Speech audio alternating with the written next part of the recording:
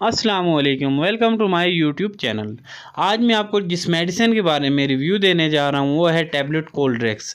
आज मैं आपको डिटेल में टैबलेट कोल्ड्रेक्स के बारे में बताऊँगा कि इसके यूजेस क्या हैं, इसकी डोज क्या है और इसके साइड इफ़ेक्ट्स क्या हैं। अगर आप मेरे चैनल पर नए हैं तो मेरे यूट्यूब चैनल को सब्सक्राइब करें, बेल आइकन ज़रूर दबाएँ ताकि हर नई आने वाली वीडियो आप तक पहुँच सकें और वीडियो को लाइक करें।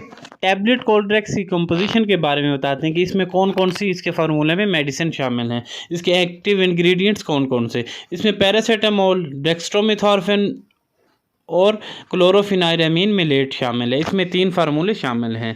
अब आपको टैबलेट कोल्ड्रेक्स के यूजेस के बारे में बताते हैं कि आप किन किन डिजीज़ में इसे इस्तेमाल कर सकते हैं।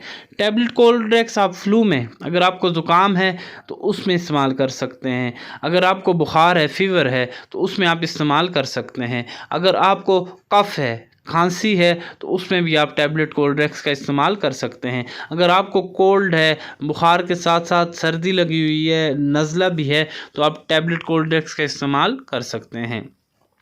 खांसी में भी टैबलेट कोल्ड्रेक्स का इस्तेमाल किया जाता है।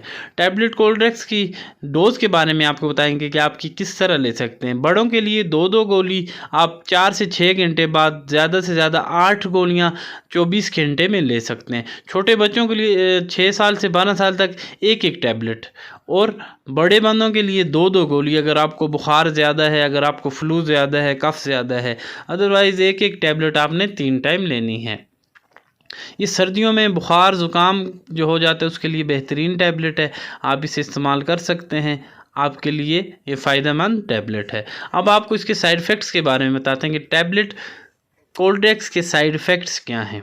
टैबलेट कोल्ड्रेक्स के साइड इफ़ेक्ट्स, जो कॉमन साइड इफ़ेक्ट्स हैं उसमें हैं जी, आपको नाज़िया हो सकती है, वॉमिटिंग हो सकती है, आपकी तबीयत ख़राब हो सकती है, उल्टी हो सकती है, आपको डायरिया हो सकता है, पेट ख़राब हो सकता है, कब्ज़ भी हो सकती है।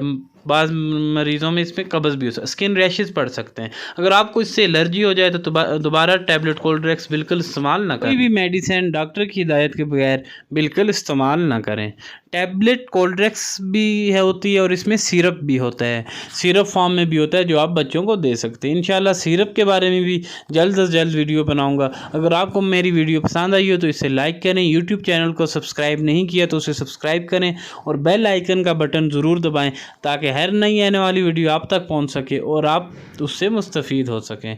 Thanks for watching my videos.